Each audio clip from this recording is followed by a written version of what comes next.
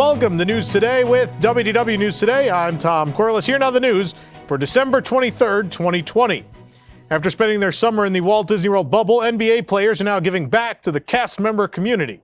A local union-run food bank for laid-off cast members has been in danger of closing due to the lack of funds, but the NBA Players Association is now donating $50,000 to keep it running a little longer. Orlando Magic center Nikola Vucevic told Orlando Sentinel, quote, "We're lucky to be in the position that we are, to make the money that we are, and to live a good life, and so when you can help others that are not in the same situation, it's huge. The Players Association has great programs that we can use to help others, and so I think that is something that the NBA does a great job with, and players as well." The food bank is run by the local 737 union, which represents Walt Disney World housekeepers and hospitality workers. President of the union, Jeremy Haken, said, "This amazing contribution from the Players Union could not have come at a better time. With thousands of workers still out of work and receiving Florida's meager unemployment benefits, there's a massive need to provide food to workers' families. We're deeply grateful to the NBA players and their union for this generous donation." Furloughed or laid-off cast members can visit the food bank every Saturday to receive a free bag of groceries. According to Haken, the $50,000 donation will keep the food bank running for at least another month. Walt Disney World has filed multiple permits for general construction on Cinderella Castle at the Magic Kingdom. Both permits list 1400 Magic Kingdom Drive as the location, which is the official address of Cinderella Castle. Icarus Exhibits Incorporated is the contractor on the first permit. Icarus Exhibits has worked on Star Wars Galaxy's Edge, Guardians of the Galaxy Cosmic Rewind, and Tron Light Cycle Run. Although the permit just lists constructions, Icarus specializes in set-piece fabrication and installation. The second permit lists Coastal Steel Incorporated, which implies there will be some sort of steel infrastructure involved. It's likely that whatever this construction is, it's related to the Magic Kingdom's 50th anniversary, which is coming up in 2021. The new entrance fountain at Epcot, featuring 3 lucite pylons, has now been fully revealed. Nearly 2 weeks ago, we saw water running from the fountain and knew it would be soon completed. And even more recently, Walt Disney Imagineering Zach Ridley shared an Instagram post showing the fountain fully finished. While the tall pylons were somewhat visible before, we can now see them in all their glory with the construction walls gone, playfully catching and reflecting light. The fountain was the last major component of Epcot's new entrance to be complete, although there is still some stuff left. I have to say, there's definitely some flags and stuff that still have to go in. Over the past few months, we've also seen refurbishment done on the East Security Pavilion, as well as a new color scheme for the ticketing booths. So while construction carries on throughout the park, on future attractions, it's nice to see that most of the entrance is done. There is some pavement work to be done, too. At night, the fountain is lit up in an assortment of colors that reflect a lot of the palette we've seen at the Epcot experience. First, we saw a beautiful sunset grouping of fuchsia, orange, and purple. Next, the lucite pylons changed to blue, while the fountain's base gave way to a blue and green arrangement. It goes through all sorts of colors. It is beautiful at night. This is wonderful. This is a great thing that has happened. A little bit of old Epcot Center is back, but in a tasteful way that feels modern. People love it. Regular guests love it. Old-time guests like me love it. It's a win for everyone. While you may be distracted by that beautiful new fountain, don't forget to look down at those new Manhole covers that have arrived, featuring the reimagined park logo and 5-ringed icon on a background resembling the tiles of Spaceship Earth. The cover arrives months after one from Galaxy Far, Far Away, Galaxy's Edge, mysteriously showed up while they waited for these to arrive. But now, thankfully, these have finally arrived.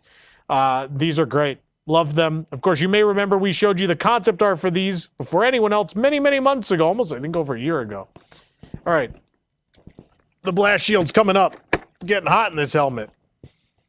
Plastic dividers have been added to Millennium Falcon Smugglers Run in Star Wars Galaxy's Edge at Hollywood Studios, meaning multiple parties can now board one cockpit, improving capacity for the ride. There are social distancing markers throughout the waiting area to group parties. One party is assigned to each marker of 2 different colors, and if you're going to end up in the same cockpit, they put 2 parties on 2 different circles on the ground of the same color. The dividers, once inside, are attached to the backs of the gunner seats with some of the plastic wrapping around to the side to make sure everyone's safe, creating a 4-2 configuration, so a party of 4 can sit up front, and 2 very sad people can be engineers in the back. Smaller parties will always be engineers, so don't go with a party of 2 to Smugglers Run. While each party originally got their own cockpit, originally that has changed now, so now they hope to sit more parties. Obviously, if there's more than 4 of you, if you go to a party of 6, you'll still get to sit alone. After months of anticipation, Gideon's Bakehouse is officially soft opened at Disney Springs. The staff was out the previous day greeting guests in between training sessions, but today was the big day. The entire brick-walled locale has been transformed into a mysterious, almost steampunk-style bookshop turned bakery. Previously the home of the Lindworm bookseller, Curious Books and Antiquities, Gideon's Bakehouse also serves up cookies, cakes, and curiosities.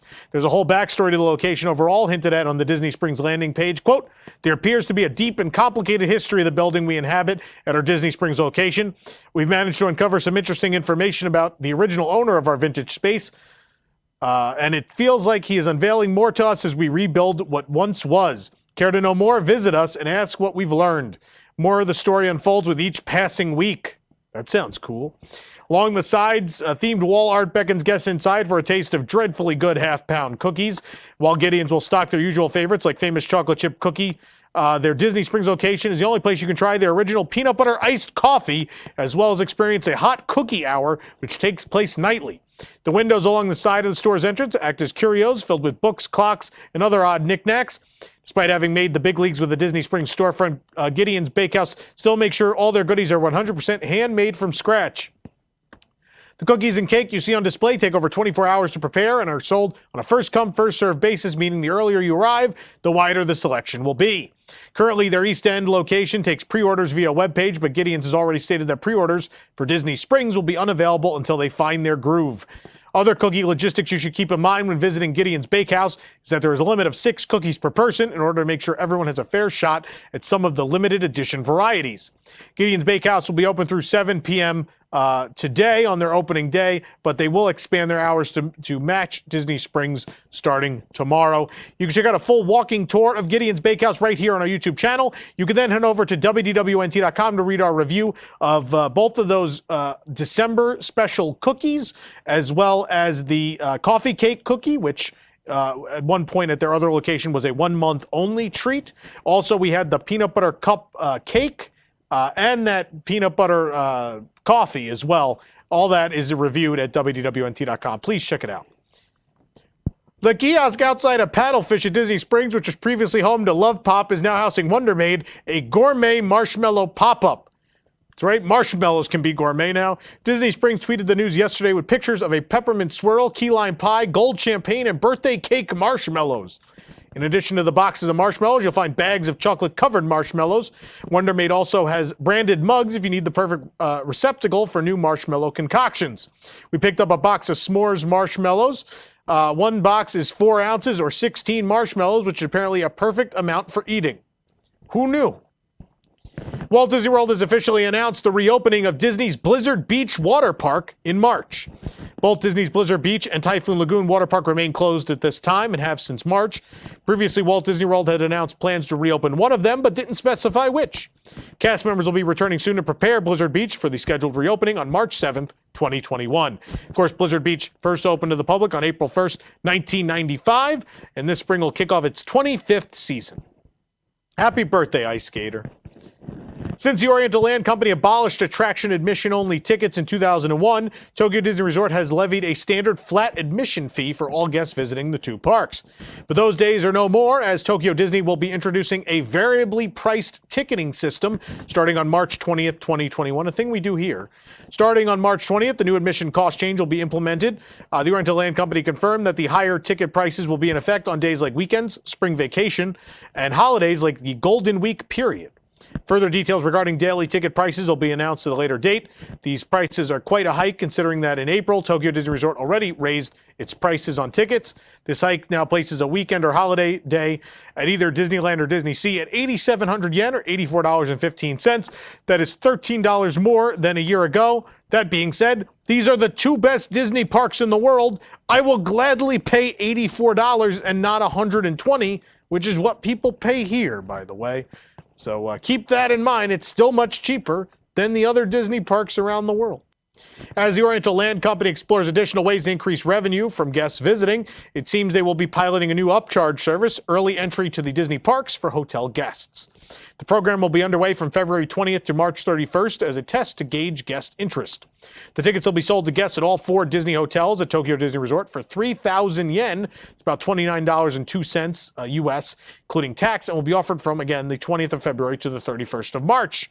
For now, these tickets will grant admission to Disney Sea from 8 a.m. instead of the park's 9 a.m. opening time. Guests must also purchase a separate one-day passport in order to take advantage of this. Please note that not all experiences or facilities will be available. This seems to be a pilot program, possibly a replacement for the currently suspended Happy 15 entry system, which allowed hotel guests 15 minutes ahead of everyone else. And you might be saying, that doesn't seem like a lot of time. Well, that 15 minutes made a big difference in these parks. It would save you sometimes hours of waiting at a particular attraction. Theme park concept art has always excited people, even though much of what is drawn never actually comes to pass. For artist Rob Yo, that would not be the end of the story for some of his favorite discarded designs. Through the 3D modeling software Blender, Yo created Tomorrowland 2055, a landscape based on the Art Deco-themed concept art Imagineers drew up for Disneyland's rebrand in the 1990s that never came to pass. This full land redesign would have seen Alien Encounter come to the West Coast as well as the Carousel Theater were used for Plec2's Fantastic Galactic Review. As the Imagineering concept art didn't show everything, Yo did his best to fill in the blanks with his own touches, such as a really sleek-looking People Mover redesign. Overall, it's a gorgeous look at the Tomorrowland that could have been. Fun fact, though, Rob actually used maquettes, art, and blueprints that we actually have on display here at our office for Alien Encounter at Disneyland, which we bought a couple years ago. It was pretty cool to see that stuff that sits in our office all the time sort of fully realized in 3D. It was really neat to see. Dog and cat lovers rejoice. There's a pair of new headbands at Walt Disney World to let you show off your love of animals. The bands are themed to Marie from the Aristocats and 101 Dalmatians, and they're as cute as the characters they're inspired by. The Furry Marie headband features light pink sequins on the ears and a darker pink on the bow. Meanwhile, the 101 Dalmatians headband features super soft floppy ears and black spots on the white headband. The headbands retail for $24.99 each, but do note these are on the smaller side as youth sizes. We found them at the Chapeau in the Magic Kingdom, but they're all over the place now. But if you're a fan of these furry stars of Disney animation, there's something to howl about at Walt Disney World. Even more items from the Disney Dogs and Cats merchandise collection arrived with goodies for both pets and their owners. From apparel and accessories to pet toys and more, there's plenty for the animal or human in your life. You gotta head on over to WDWNT.com to see them all. With the reopening of Plume et Palette in the France Pavilion at Epcot, we finally get a closer look at the new Bonjour Belle merchandise that we previously spotted through the window. The perfume-inspired merchandise features Belle from Beauty and the Beast in vintage-style advertisements. The collection includes shirts, purses, mugs, and a tumbler. You can also see that all at our website. Calte from Disney's Animal Kingdom. If you can't tell from our Na'vi, there's a new addition to Pandora, the world of Avatar, a new face mask. The floating mountains of the Valley of Moara are featured on the new mask. The word Pandora is featured in green, making this a unique souvenir that'll tell your friends that you spent time on the planet. The border and straps are slightly darker green, which complements the natural beauty of Pandora. The mask retails for $9.99. We found it at Wind Traders at the exit of Avatar Flight of Passage. Join the rebellion with this new X-Wing pilot helmet. Available at Star Wars Galaxy's Edge. The helmet is for adults. It's available at the now reopened Resistance Supply just outside of Rise of the Resistance. It's plastic with cushioned pieces inside that attach with Velcro or remove in case you're Tom and have a giant head, which you need to fit in this for a show for some reason. There are scuff marks and design elements all over the helmet. It has a faux microphone sticking out. Fun fact, though, the microphone actually does work in a way. If you talk into this, once you flip it on, it does like a reverberating little effect in your helmet that makes it sound like you're talking on the walkie-talkie system. There are different modes that play different sounds as well. Sometimes sound effects from various films will come on as well. The visor shield slides up and down, as you've seen in the course of the show. It retails for $69.99. You can get it at Resistance Supply. For more information on these stories and more, head on over to WDWNT.com. This program is brought to you by our official travel agent sponsor, The Vacationeer, the engineers of your next magical vacation. Sit back and let their team of vacation planning experts craft your family's next magical Disney trip. The best part, their services are free. Visit WDWNT.travel for details. The Vacationeer, the official travel agency of WDWNT. I also want to let you all know that we're running some special giveaways on all the WDWNT social media channels, our Instagrams, our YouTube channels like this one, and of course our WDWNT Entertainment channel. Make sure you check out our social media every single day to see what we're giving away. Those of you who are subscribed here can win, and you can also find out how you can subscribe to our other channel or follow those other social media channels to win so much cool stuff. We're giving away over, I think it's well over $1,500 in prizes over the course of the the remaining days of the year. So please make sure you take part in that. If you're enjoying the show, be sure to like this video, subscribe to WDW News Today on YouTube for more great content, click the bell for notifications, and make sure to hit select all notifications so you never miss an episode of News Today with WDW News Today. All right, kid, let's blow this thing and go home. For the worldwide leader in Disney Parks news, this is Tom Corliss saying enjoy the rest of your today, and may the Force be with you. 4 panelists, 30 minutes, 1 week in Disney Parks news. This is Parks Center. On Parks Center, the panel and I cover the top 7 Disney Parks stories of the past week. From attraction news to transportation scandals to new food and merchandise, we'll cover it all in 30 minutes or less. You can watch us stream live every Wednesday night at 9 p.m. at WDWNtunes.com, watch episodes on demand at youtube.com/WDWNT, or subscribe to the audio version of the show on your favorite podcast app.